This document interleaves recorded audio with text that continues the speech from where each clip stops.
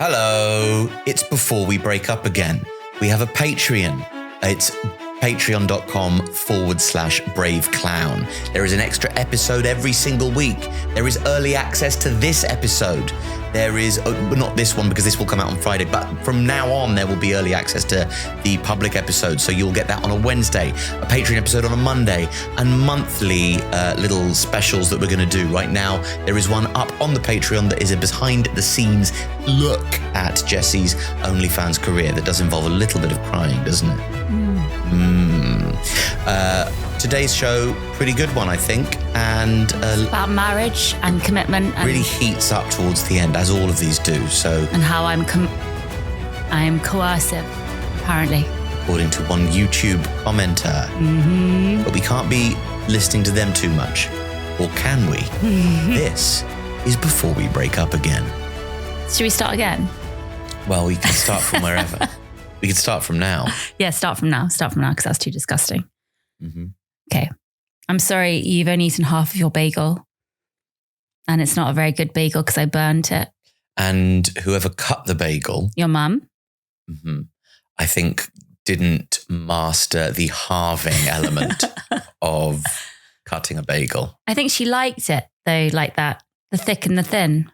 Oh, what? So what I would do is if I cut myself a bagel and I had a thin half and a thick half, I'd put the savoury topping on the thin half and the sweet topping on the thick half. Yeah, it's making yourself little snacks like that is such an intimate thing, isn't it? Like, I think of some of the snacks I used to have and I'm just so glad no one was around to witness. Mm. And the idea that you would prepare for yourself a sweet topping and a savoury topping, or that you would refer to it as a topping. I think all of this is pretty hideous and exposing stuff. Yeah, I think that when people order bubble teas. So oh my God, what the fuck makes you think you deserve a bubble tea? Bubble tea and matcha. What's going on? What are these drinks? What's happening? Well, matcha tea is an ancient and healing form of tea. And bubble tea is poison? No, so the thing about matcha that I think most people don't understand is that it's really caffeinated.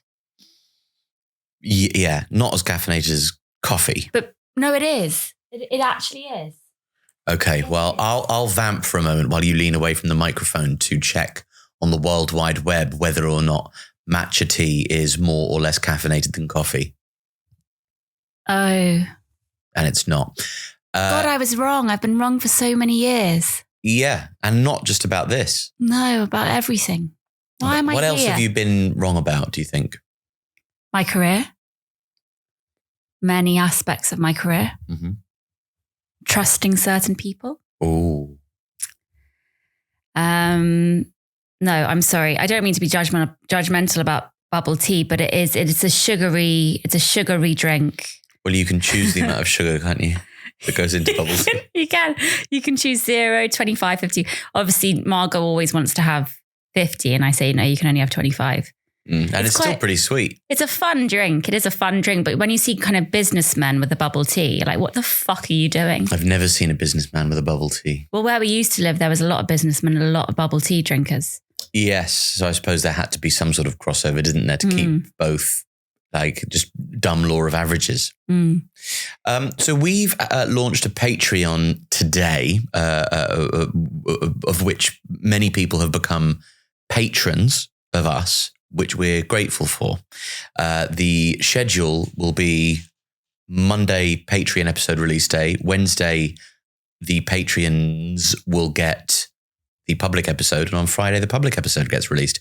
So that is all of my administration duties out the way.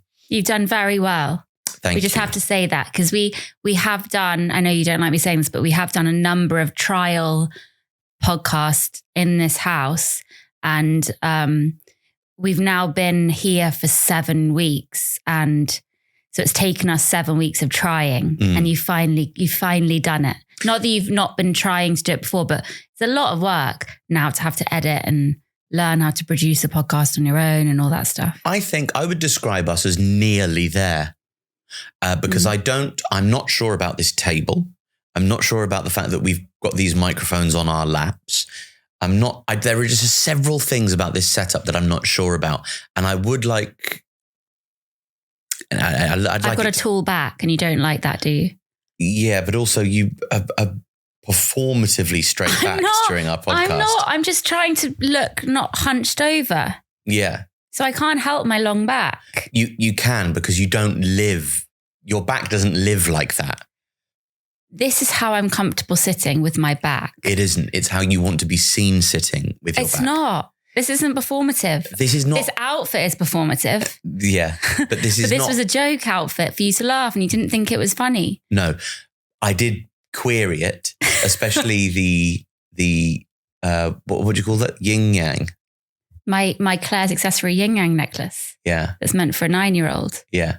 Yeah, it's mine now, Margot. Yeah, I thought that was an interesting affectation. And then as my eyes cast their way down your body from the like Chinese dragon American football top to the OnlyFans cargo pants. And my OnlyFans socks. Yeah, but you wear them every day. That's not... I don't wear them every day. You wear them a lot of the days. No, I wore them yesterday and today, but because I only wore them for about an hour, I thought I can justify wearing them today too. Look, let's get into the meat of today's episode. Okay. I'm feeling slightly under the weather, and because I played five-a-side football for the first time on Monday night, and I haven't played football in a competitive... Like, I know how to kick a football with my foot, and I know how to put my foot around it to make it go in a certain direction. That muscle memory has endured. What has not endured is the speed of brain that you need to receive a football, to look around, to decide where you're going to put the football, or whether you're going to run with it, pass it, all of the decisions that need to take place in your brain in that very short period of time. And then before you get flattened by a bigger boy. These are all the things that were causing me great difficulty. That and my extraordinary lack of fitness. I would say that I was in the lower end, or maybe the mid range of body fat percentages of the assembled people there.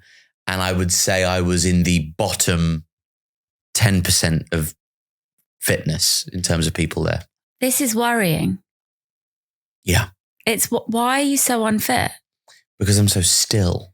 Yeah, okay, that's what it is. Yeah. It's not because you are going to die young and you have some kind of really bad lung capacity. Well, I might be so still that I am going to die.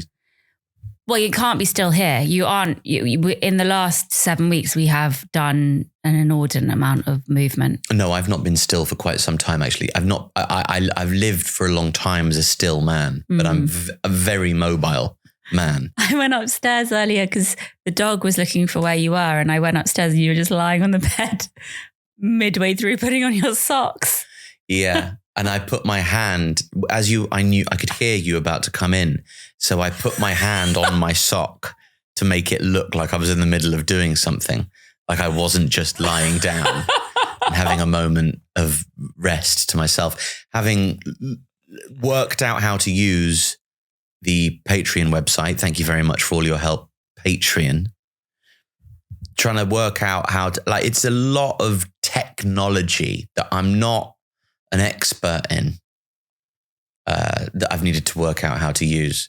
And you've done very well. I did just want to lie down and pretend to put a sock on for a bit. Yeah, you deserve that little lie down. So today we're going to do an episode before we go to pick up our children from school. This is an episode about marriage. Mm-hmm. And so I thought I would ask you some questions about how you feel about marriage. Great. Because what's quite funny is not making any generalizations about Liverpool or up north, but people just assume we're married. Mm. So at the school, they keep calling me Mrs. Brown, which is quite funny. And I don't correct them because it feels rude. It just feels unnecessary to say, oh no, I'm not married. I'm Muzz Cave. I'm Muzz Cave. Okay.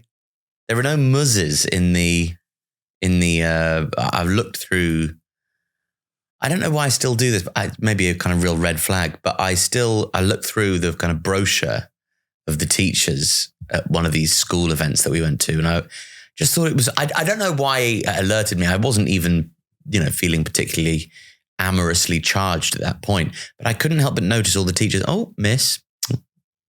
Well, it's because they're all so young. They're all about 24. No, but I just mean that is such a bizarre thing. To do Ms. No, the idea that there is such a thing as Miss and Mrs. so that we can all go single, not single, Okay. single, not single. Who's available? Miss? Perfect. Do you want to fuck? Wonderful. Mrs. Right. Off the table. Very good to know. It's weird how even in an area like knowing who your child's teacher is, it's important to know which of my children's teachers are allowed to fuck people and who aren't. That is a bizarre part of common society. I don't think every other person is doing that and thinking, oh, which of these teachers can I fuck? I'm not thinking which of these teachers can I fuck. I'm just thinking who can everyone fuck? It's bizarre that these signals are laid out for everybody to, it's your own personal information. Yeah, I do find it strange too. In your pronoun, it's not a pronoun, but imagine if in your pronouns it said whether you were single or not. You had to change your pronouns when that's how active a part of your identity, whether or not you as single are. And it's only for women. You don't get master and mister. No. Yeah, you should get master. In that assembly we went to the other day, there was a teacher speaking and introducing the next teacher. And she went, and now we're going to welcome Miss Wellchild. Oh, sorry, not Miss Wellchild anymore. And then gave her a new married name. And all the teachers went, and I was like, what's going on? This is too old fashioned. Yes. It was just a bit gross. I to be giddy about, I don't know. The funny thing is, well, actually it's not funny at all. Because of our lives, and we have very nice lives. I'm not saying that we don't, but we have had grief and difficult things happen. Mm-hmm. Those things that I used to obsess about, pining after you or texts or, silly things. It's just all gone in the last few years. There's nothing superficial really about how we live. It's life and death. It's kind of survival. It's making money where we can. It's all quite serious stuff. And then we have our joyous things, but the things that I used to really get waylaid by, have you given me a gift, or, are we going on a date night, or, are we going to get engaged? All of that crap. I'm just like, it does not even enter my consciousness now, because it's just so about living and how we are as a family. And it's just, do you know what I mean? I do know what you mean, but I think that it's important not to lose sight of the fact that even if you have had large life events which have recontextualized any previous concern that you might have had, and you went, oh, I can't believe I was worried about that. That wasn't important at all.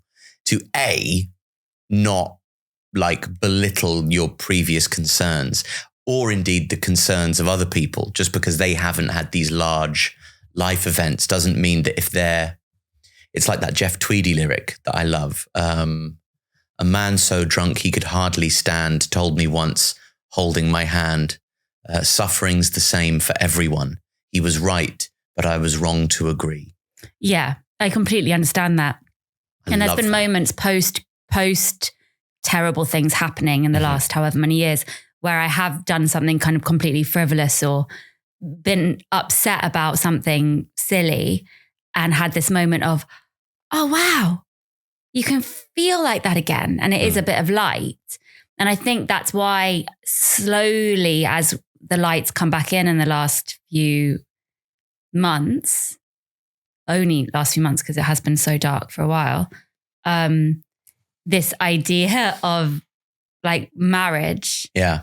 And something just so audacious and attention seeking in a way. Yeah. Is quite appealing to me. Yeah. So that's why I'm going to ask you these questions. Okay. To check that you're the right man for me. Okay, cool. That's absolutely fine with me. Go for it. Okay, so number one, why do you want to get married? I think a lot of it has to do with the language, and I find external indicators of intimacy, like I just find it slightly bizarre. Existentially, marriage creeps me out slightly. And this is why I will move into why I did. Great. But I just don't, you find there's something so unromantic about going to the council and telling some old bitch your middle name to prove that I know who, like, it's just, what's this part of? What's this for? Do I need to go to the council to tell somebody your middle name and fill in a bunch of forms, like in a horrible council building, because I love you? Like, it doesn't feel like it's related. It doesn't feel like you're thinking, I know that you're earning the right. Then there's tax break. That feels like fine. I understand whether I want to get married to you, but I don't really want to get legally married to you. Yeah, I couldn't give a shit too. about that. I would love to have a party whereby I celebrate you and us and our love. And I would like to promise myself to you, in a sense, or I would like us to promise that we will be together till one of us dies. That's what I think the wording should be, to just kind of have a bit more reality in the situation. Is it's until one of you dies or until one of you really fucks up. Well, no, but it's not until death do us part or you fuck up. It should be. It should be. Until you cheat on me and then I will kill you. No. Even if we cheat, you still have to be together. Oh yeah, totally agree with that. But it's until affair do us part. No, I think affairs are fine. Well, I think affairs are fine within reason. It depends on our situation. An affair is fine if you were miserable for months on end and you had stopped taking care of yourself and you needed to be on your own for hours doing stuff on your computer and didn't entertain the thought of going out with me and wanting to spend any time with me, but also making it clear that you absolutely don't want to break up. I think I'd be in my rights to be like, well, I'm going to go and... I said this. So when we were discussing a mutual friend of ours' indiscretion and the fact that they cheated on their partner, you went, no, he's in the wrong. He cheated. And I went, well, yeah, but you don't know about why. And you went, oh God, Alfie. But that was a different situation, which we can't get into. Well, obviously, but what I'm saying is that you're giving my argument to me when you... come on. But that involved something very particular. This is different. This is like a... But you disregarded it all out of hand. You said, no, that's a red line. Cheating, you must never... There's something serious involved there that we can't mention. So that's not true.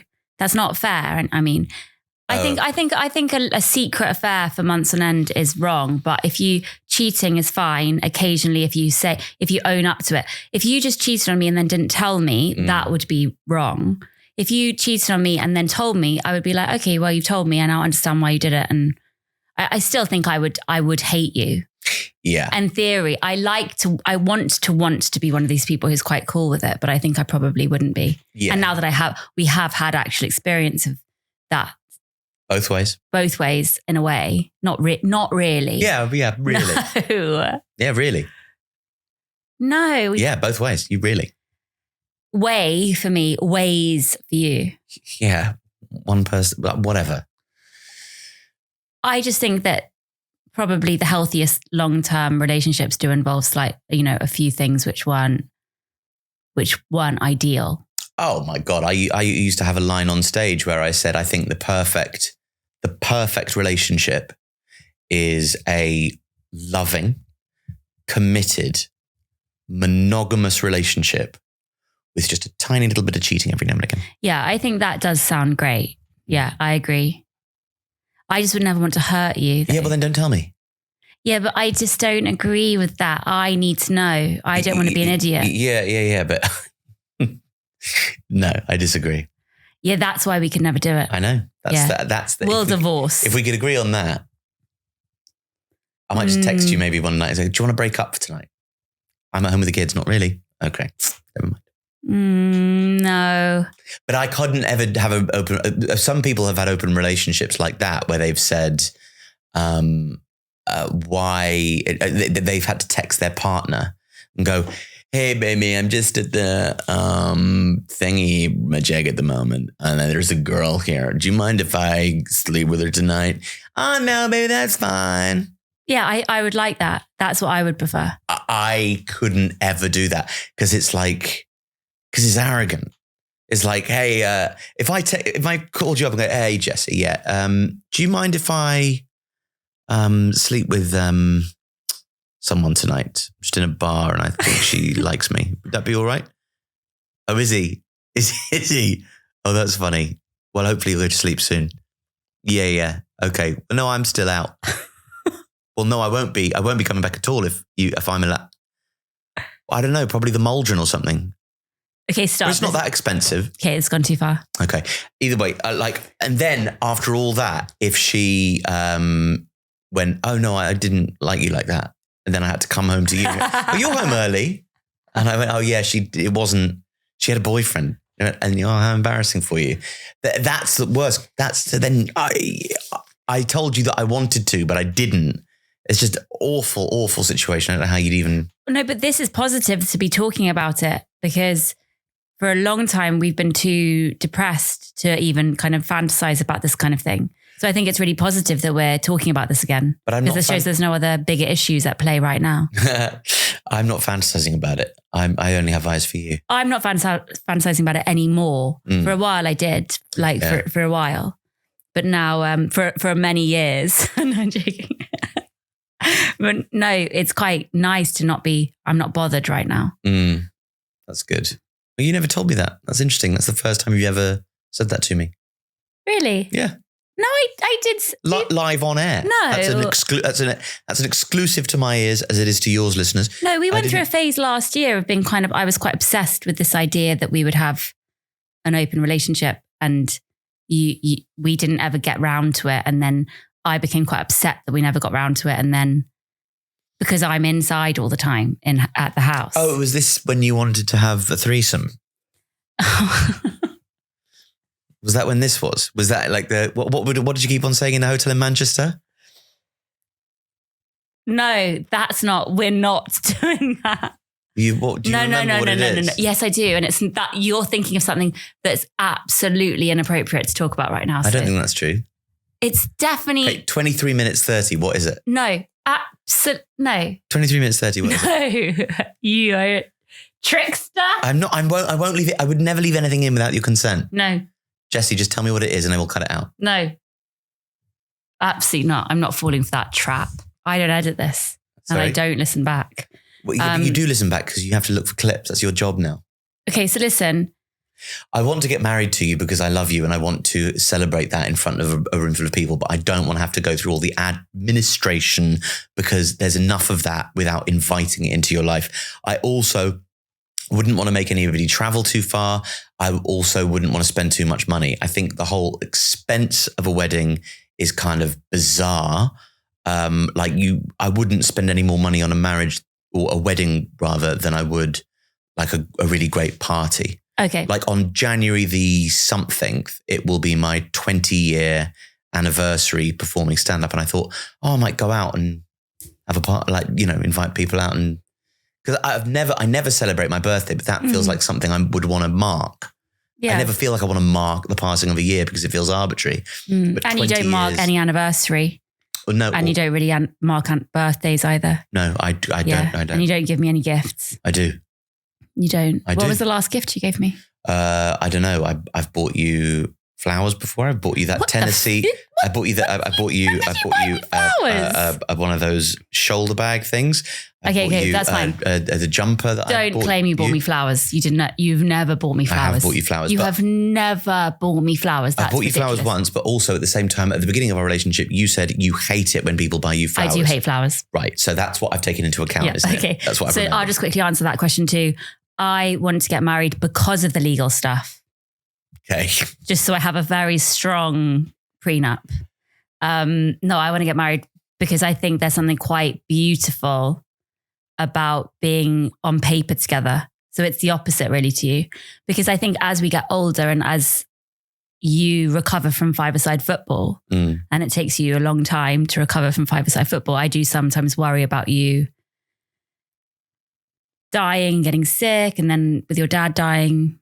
I just think there was something really beautiful about watching your stepmom with your dad as he was dying. Asking him to transfer the money into her account.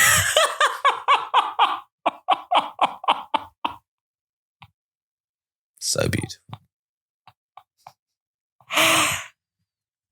No, this isn't financial. This is, I think there's something really beautiful about, yes, I am his wife. I am his person. I am allowed in this room. I don't have to prove my way in.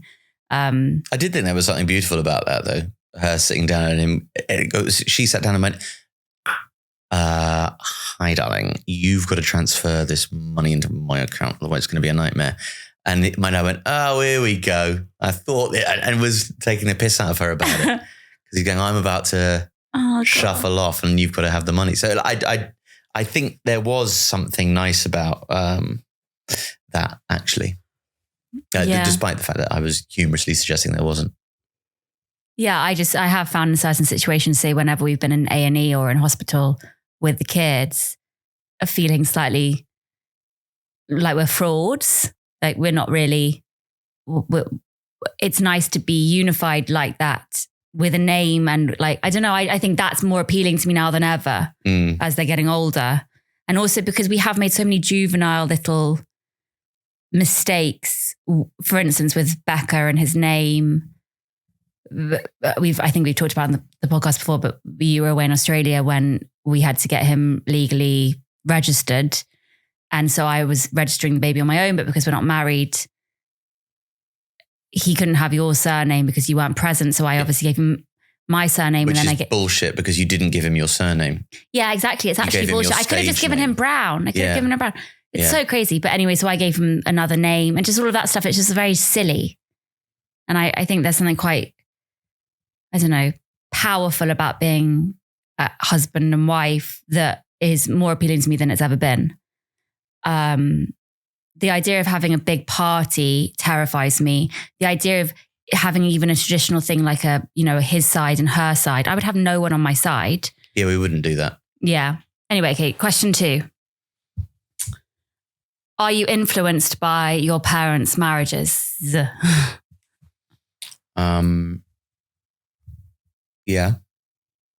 In what way? My mother and father had quite a tempestuous relationship. I think they fought. I remember them fighting quite a lot and then breaking up when I was a boy. So that's my 6 enduring memory. But I also remember them getting off with each other a lot, like Frenching. And by all accounts, and I take this. I've got this from 2 separate sources now. I think my dad was quite a good fuck.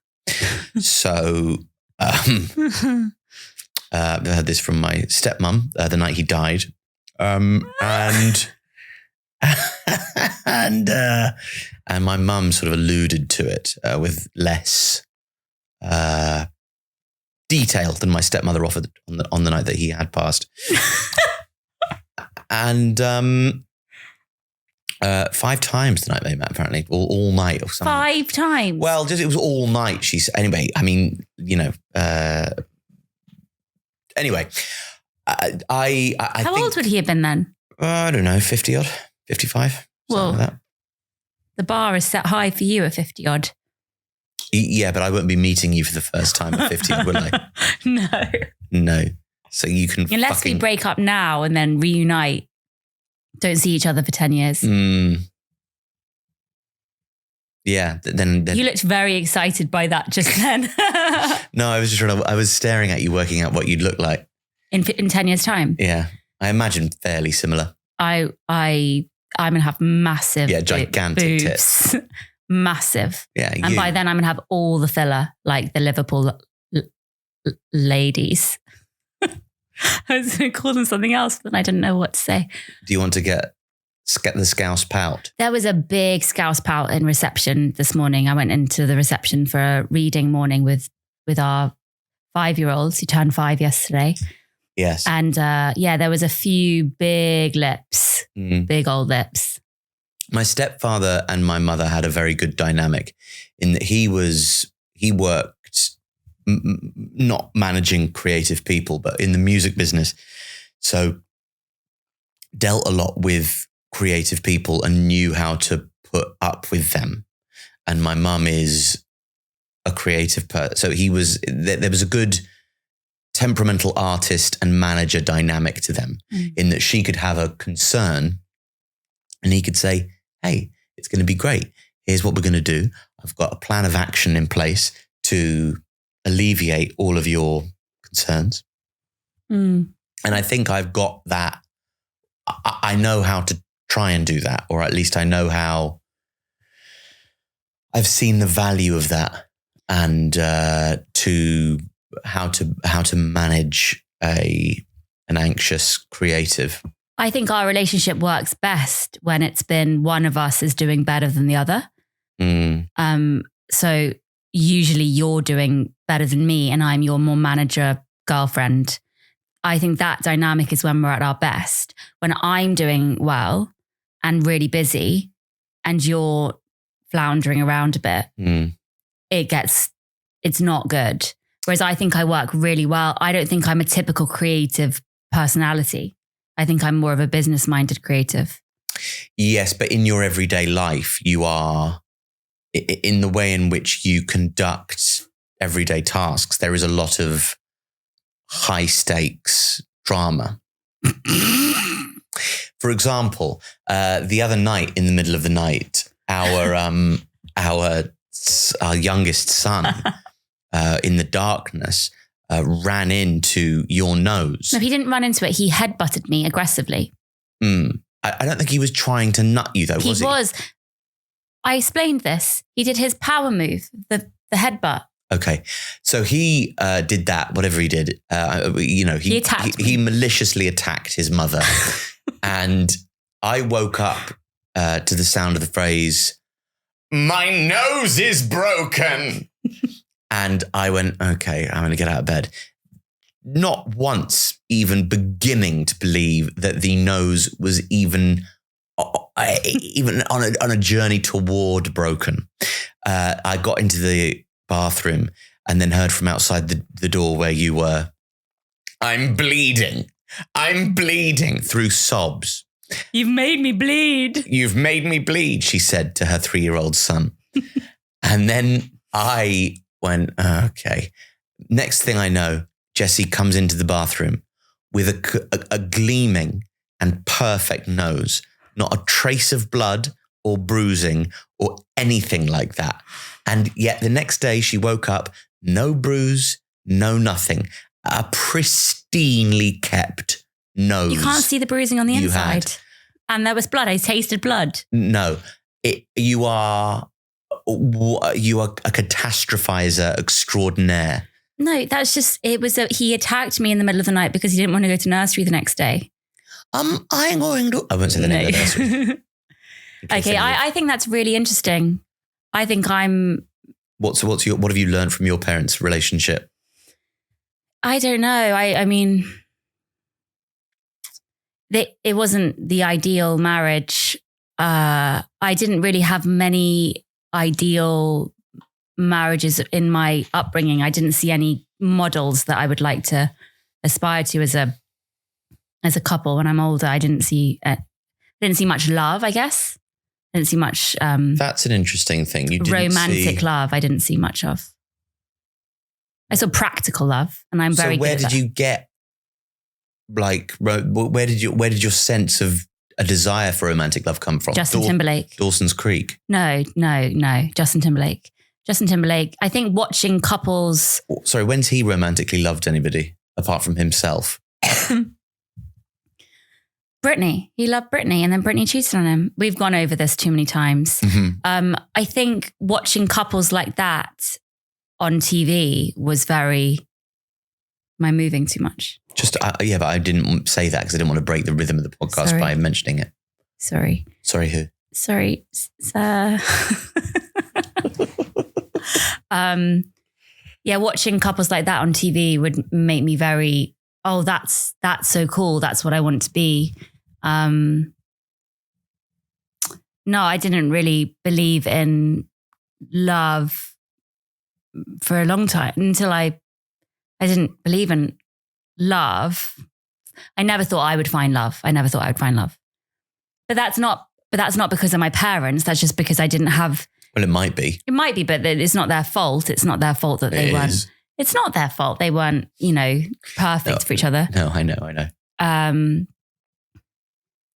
I'm fascinated that you saw your parents kiss and stuff. Like I really like the fact that our kids will see us on each other's laps and kissing. I think that's really nice. I really want to, now that Donnie's 11, I really hope he stays affectionate and stuff. What do you think the limit is? So you're really happy that they see you on my lap and us kissing? Well, I think they've only just started realizing that we have sex. That's also quite funny because Donnie's now obviously aware that that's what we must do. If we've had sex at least 4 times and he knows that. Yes. But the funny thing is I joked the other day, one of them joked about having another baby and Donnie said, no, they won't be doing that because they're not having sex. It was such a weird thing for him to say. And I was like, what? At the same time, when we were all out for a coffee the other day, I said, hey, guess what me and mummy did last night? And he went, have sex? And it was a real good moment. He went red, didn't he? Because he'd never made a joke like that before. Yeah, he was playing with whether he could or not.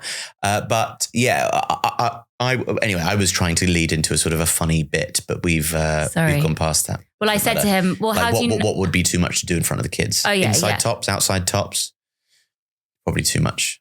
Just kissing. I think just kissing on the lips. Not on the lips, no tongue. No tongue, okay. Because I saw my parents kiss with tongue. Yeah, I think that's a little bit too much. My mum got back from a trip and then they started snogging. And she said to me and my little brother, why don't you go and play with your room? Me and Daddy, we haven't seen each other in a while, so why don't you go to your room? And I went, are you going to kiss like that more? And they went, yeah. And I went, all right. Upstairs we go, Lenny. In a way, I think that's really healthy. I don't know if we could be that. Maybe. How old? You were very young. You were 6. Well, I would have been 6. Yeah. Yeah, it's quite. So if we said to like our 5 and 3-year-old, look, go upstairs for a bit because I'm going to go to town on mummy. That's just not okay. Yeah, that's not. That wouldn't be okay. But I think we have during the pandemic we sat the 2 who are now older down in front of Max and Ruby. I remember because I found it quite hard to finish during this particular sex session because in the background all I could hear was Max and Ruby, Ruby and Max, Max and Ruby. And I couldn't achieve an orgasm because I think one of them had sat on the remote. So it was Max and Ruby was comically loud as I was inside you. Yeah. Okay. Well, it wasn't like it was a safe, the door was closed. Mm-hmm. They were happy.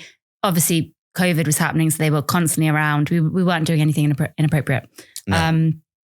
Well, I mean, to them, we were disrespecting each other. Yeah, very much so. Okay, and the idea of Max and Ruby as well, I think we disrespected. Well, that's gone now. The program's no longer existent. So good. I didn't like it. Okay. I think Max was a bit of a shit and actually laid quite a bad example for our children, as you sort of suspected Bart Simpson might be doing. I know, but I really miss watching The Simpsons with them. Yeah, especially now we're watching the US Office and Catherine Tate's ruined it. Yeah, you keep mentioning that. You've got to stop mentioning how much you dislike Catherine Tate, okay? I think she's actually very good. I think it's very hard to be good in a program like that with everybody else has managed it. Yeah, but they're American and it's, I don't know, people sound less cheesy in the American accent. Lines in the English accent, which were written by Americans, you just can't really, it's a hard task. So what's her excuse in her program then? But let's stop talking about Catherine Tate, shall we? Okay, we got 5 more minutes. There are 2 questions that I'd like to finish with.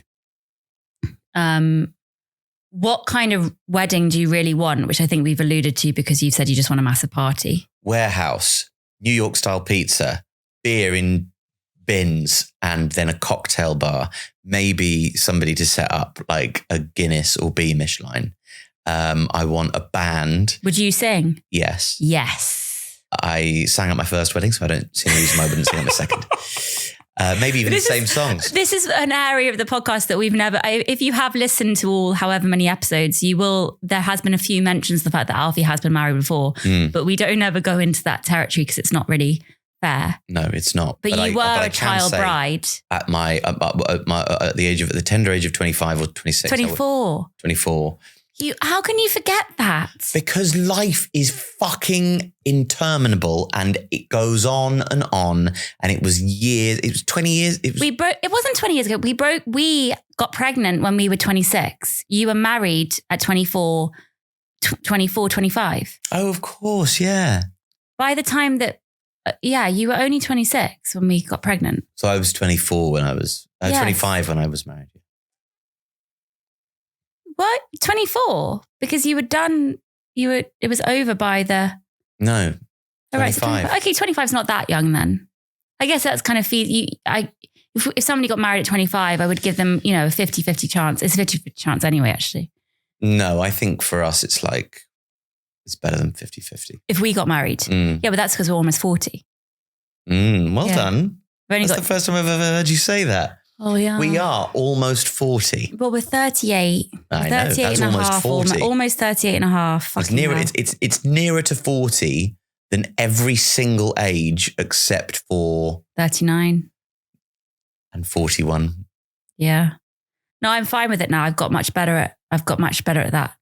Yeah, own it. You're gorgeous. Congratulations. Own it. Fuck off. Own it. Yeah. Some people would have heard the "you're gorgeous," but you heard the "own it." But okay, this is another important question. We've already established what we're going to do with our last names if we got married because of our Patreon. Yeah, Brave. We would say we would be Brave. We would Alfie change Brave. Jessie Brave. I'm not quite committed to that yet. I'm not sure if I'm not either. Yeah, we'll never get married. It's fine. And how much alone time do you need? Which I think is an area that we do need to quickly establish with this move. We got the dog. We've started the podcast again. The next thing we need to do is establish some boundaries with our days that we don't have currently. So for me, I definitely need more time on my own. I only need half an hour. I just want to do my bum exercises. Yeah. And lie down for 5 minutes on the floor. Do a Pamela Reif. Yeah. Just do a Pamela Reif. Yeah. And you need longer than half an hour on your own, but you do need that more, which we don't really. I need to exercise my sort of social. I need to do a kind of one pub or pub equivalent event. The things I get jealous of because I don't have that. Well, then find it. No, you need to help me find it. I've moved to Liverpool. Yeah, sure, but you also didn't do it really in London. That's because I have 4 young children. Sure. And no friends. Then, okay, fine, fair enough. No, I could have done it more. It was such even seeing one friend a week, which I got into the habit of doing this year, which has been brilliant. It was so great. But it's also just, it's time that I really can't afford, but I need to do it. It is time that you can afford. I think you need to stop looking at time as this thing that needs to be decorated with some form of achievement or another.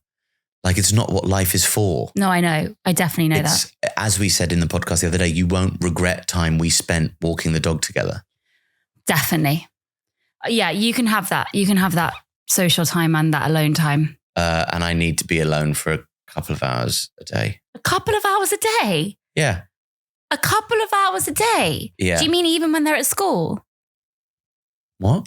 Do you mean even when they're at school? No, I not a couple of hours a day, but a couple of hours every other day. But it can't be an hour a day. It needs to be a couple of hours every other day. It needs to be that long. Yeah. But that includes just working. Okay, what's a deal breaker for you in marriage or in our relationship? What would, if I did something, what would it be? Right, no, I just can't be with you. Girls, when if you ever went out with a girlfriend and did a peace sign and put your tongue out, that would be it. You're too harsh on those girls who do that. You're too harsh. Our daughter does that. I know. And our son wants to do parkour, and both of them will be stamped out. I know I'm very judgmental, but then I've got you, so I don't need to. I don't know what would be a deal breaker. Like, I mean, here's what a deal breaker would be. 98 of the things that you do are what I would term in any like like deal breakers. Like you have so many deal breaking traits, but they're obviously not, because I love you. What? What do I have? Well, just you know. No. You know. No. Okay, I don't know. Well, I don't know. I'm being kind of facetious, but there are... If you don't say goodbye to me when you leave, that would be a deal breaker. If you do that once, I'm gone. Because that shows you just, like they say in Married at First Sight, just disrespectful. Disrespectful. You've disrespected her. That's what you've done. Mm-hmm. Well, yeah, I think disrespect is quite a big thing. Yeah, but disrespect is such a vague umbrella term for so many different actions. I love vague umbrella terms. Yes, but all actions. We've also disrespected each other a fair few times, I'm sure. I can't think of any or cite any like pinpoint examples. I think we're quite kind to each other a lot, most of the time. We've got a comment on our YouTube channel that says, is anybody else noticing how coercive this is? If Jessie did this, if Jessie's behavior is so coercive, if the genders were reversed, this would not be okay. What? How am I what in the most recent episode? Because you're saying that you want to have sex 3 times a week, I think. I think that's what they're referring to. I would like to have sex 3 times a week, but it's not like I'm forcing you to have sex 3 times a week. Yeah. Oh, God. Yeah. I'm sure that's how it comes across. Alfie, you want it. You like it. I know. What? How is that coercive? It's not my YouTube comment, is it? It's somebody else's YouTube comment, and they have put down there that it sounds, you respond to them, you have it out with them. But then maybe you responded like it was coercive by you being like, oh God, okay then. Okay, so now you're going to blame me for an accusation somebody's made about you. Rather than looking at yourself, you're going to deflect. Okay? That is an expert deflection. Okay? What you need to do is look at your own actions, your own behaviors. We've just worked it out, and that's the magic number.